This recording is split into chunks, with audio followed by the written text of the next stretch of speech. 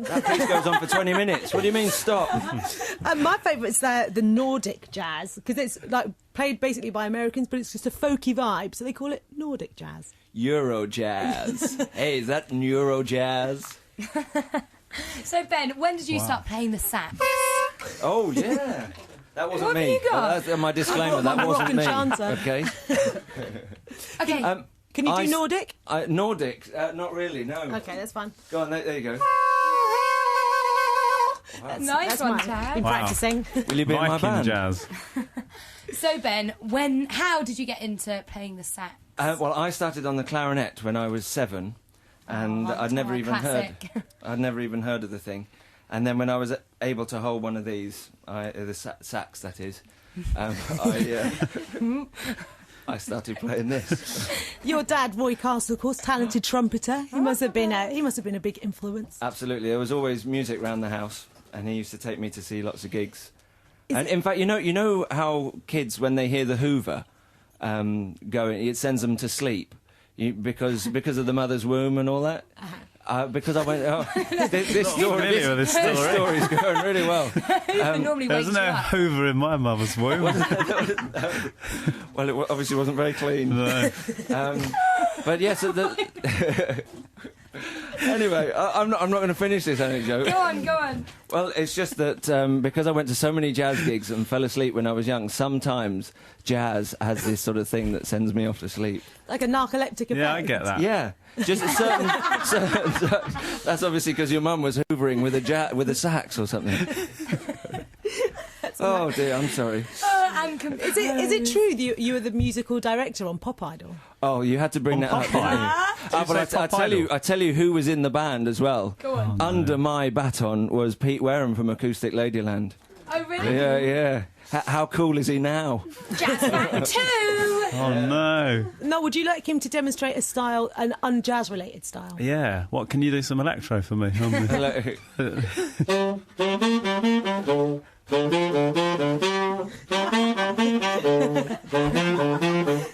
It's not strictly electro being a sax. That was great. You get the idea. I find I'm naked now.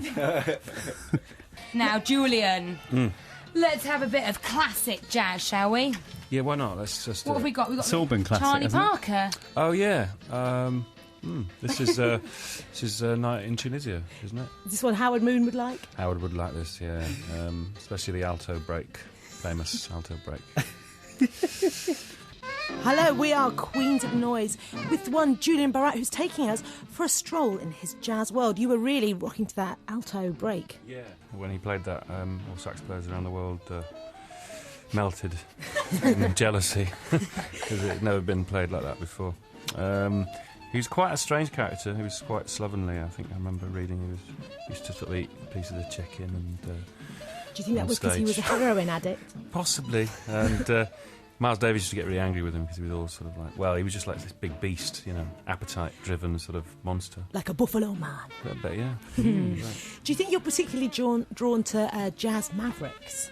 Mavericks. Well, yeah. I mean, they all were pioneers, a bit like kind of mountain climbers. If you like, because they went to places that no one had done before.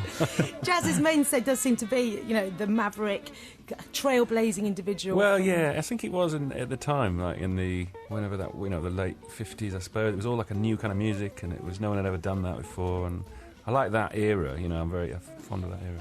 It's when jazz sounded dangerous, like when Kerouac was writing about it in On the Road. Yeah, I mean nowadays you get a lot of people who sort of play.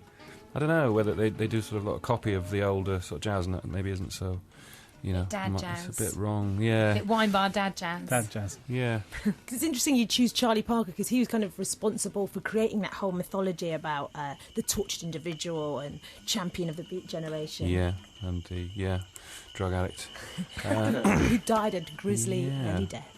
Yeah. How did he die? Eaten by a lion. Blowed his lungs out. Came out the end. He was trying to hoover a womb. Hoovering up in his own womb. Went over the cord. Electric shock. He used to play with Dizzy Gillespie, didn't he?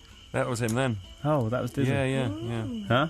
Nice. Yeah, that came from Vince Noir, if anyone wasn't sure about that. That's right. It's not the sort of typical path for youngsters these days. They want to be ravers or rockers. Yeah. I Like was. Noel. Yeah, I was slightly looked a bit strangely on when I was young, when I was into that. I remember I used to try and play my mate's sort of weather report and that when I was Such a on the jazz playground and stuff, and I didn't really know what I was doing. Thought I was Just weird. get beaten up. Yeah. But then I was learned to get into things like Gary Newman.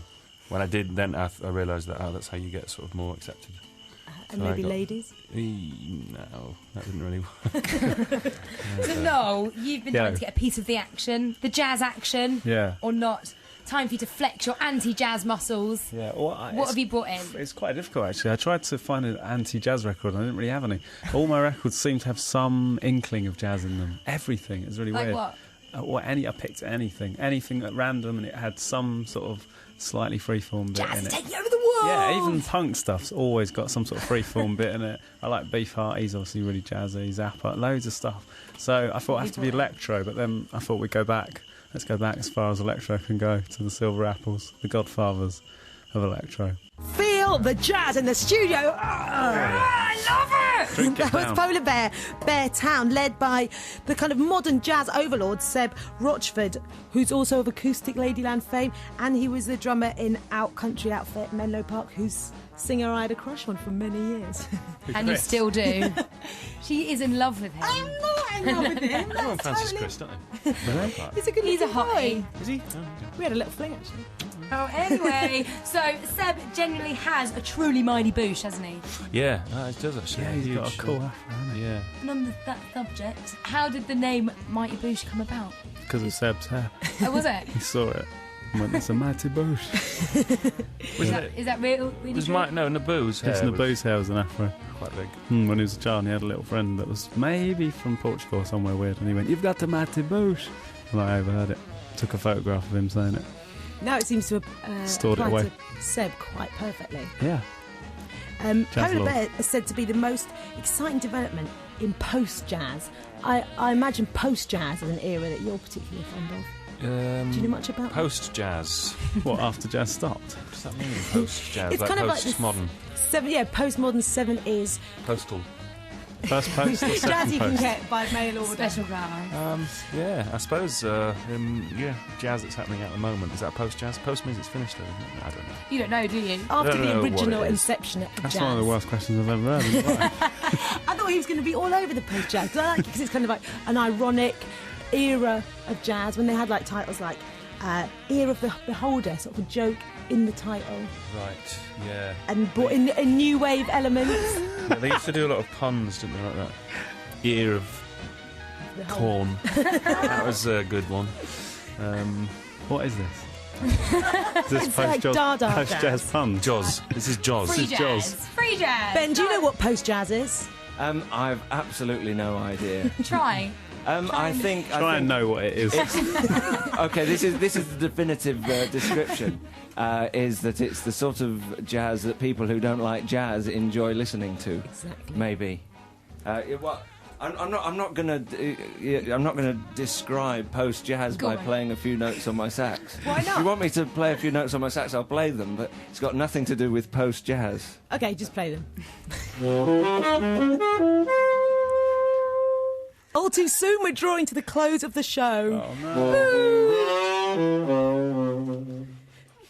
That worked. I actually do feel depressed now. Yeah, I do. I want to talk about post-jazz again. I'll tell you about it after the show. But all we've got time to do now is say goodbye to our fantastic guests. We have Julian and Noel of Mighty Boosh fame. Thanks, boys. Bye-bye. Ben Castle, hit us with another one. Woo! And Adele for your quick phone in. Don't forget to email us at queens.6music@bbc.